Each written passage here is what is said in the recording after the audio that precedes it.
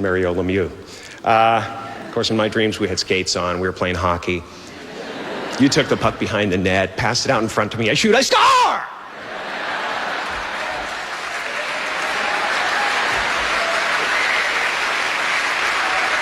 I ride my stick around for a while.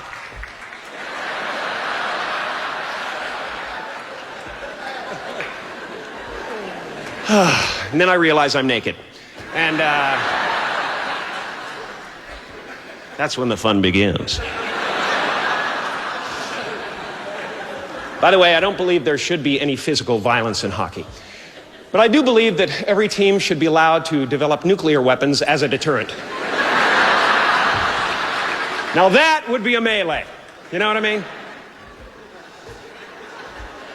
The truth is, to the extent that I slept at all when I was a child, I did wander the house a bit.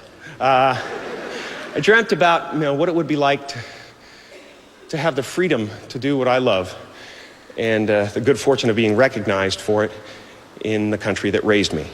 And I also dreamt about a werewolf and trying to get away from him, but I was in slow motion.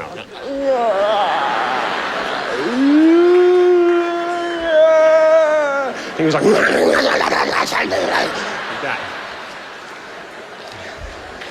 That formed my early life, a lot of that thing. It's a metaphor, really, for life in Hollywood.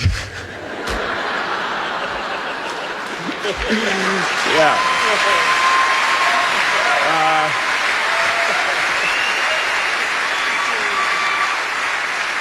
Now, to those cynics that would say, and you keep hearing it, when you're a person who works all over, to them that would say that, I don't even live in Canada most of the time, man. So what business do you have coming here and getting this award? I would say to them, you don't have to live in Canada to be in Canada. For me, Canada doesn't stop at the 49th parallel. It stops in here, and it goes wherever I go.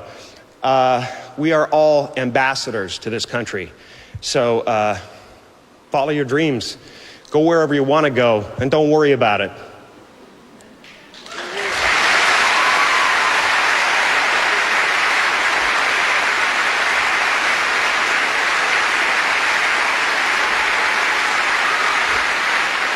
For me, Canada is my father, Percy Carrey, one of the sweetest and funniest people you'll ever walk this planet. Rodney Dangerfield fell in love with him the first time he met him. He said, man, I feel like I've known him for 50 years, man. Like that.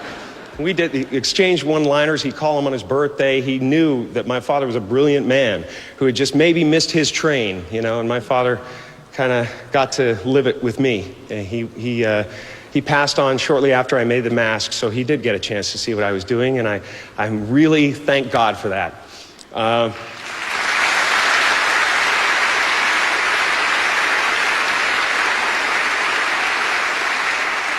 His only real fault was his failure to notice how long his cigarette ash was getting.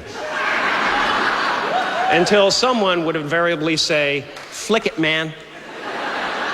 Dad. Our family mantra was, Dad, your ash. Dad, your ash. Oh, what? Oh, yeah, sure. Well. My mother, Kay, who made her cherry cheesecake every Sunday, not to eat, but to throw. My sister, Pat, who made me swallow wallpaper paste when I was 4. She told me it was cake batter. Another building block on the way to comedy greatness. My brother, John, who is much more introverted than I am, and yet still constantly hounded by people who think, because he's my brother, that he will do funny faces on command. John, here's your big chance. No, just sit. Now let's all just sit and watch the blood rush to his face. That's what I like to do. Looks like a mosquito on a hemophiliac.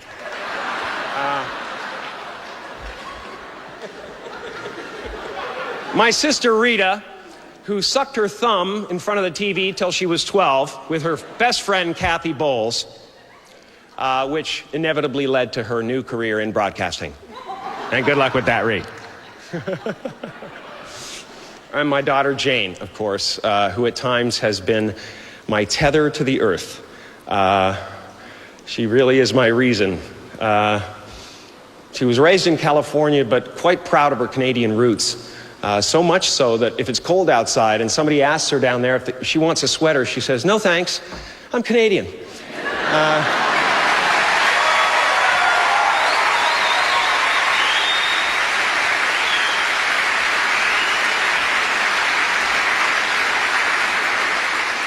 I can't tell you how lucky I feel and how grateful I am for all the miracles that God has showered on my life, not the least of which was growing up in this country with these people.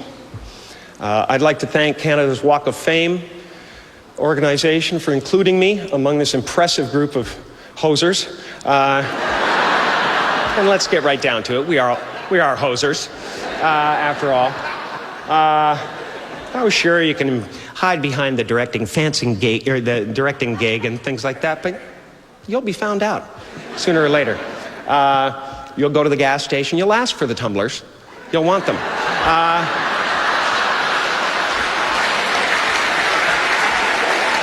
And where I came, I lived in Sutton for a long time, and a good time for us, yes, sure. Jackson's Point, actually, to be exact, and oh yes, sure. I could see anybody. Banff. But up there was nothing to do. It was like you got creative, or you went up with the guys and jumped up and down on the wire and made the bell ring and stuff at the Esso station. Ding, ding, ding, ding, ding. Oh, she's going to come out. We'll run.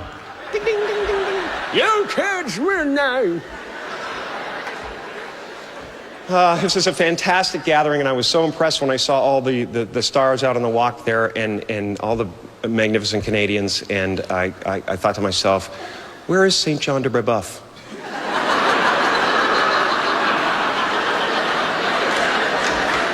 Have we forgotten?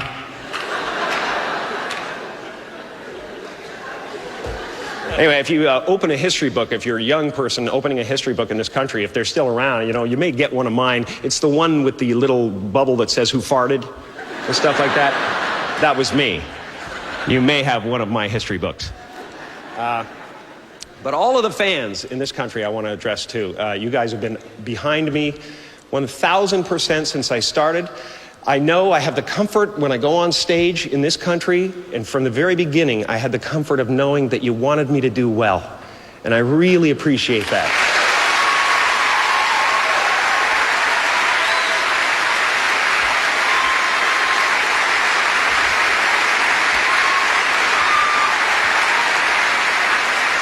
I will always feel a little bit lighter when I set foot on Canadian soil. It's the lightness you feel when your heart recognizes it's home. I love you very, very much. Very, very much. Thank you so much.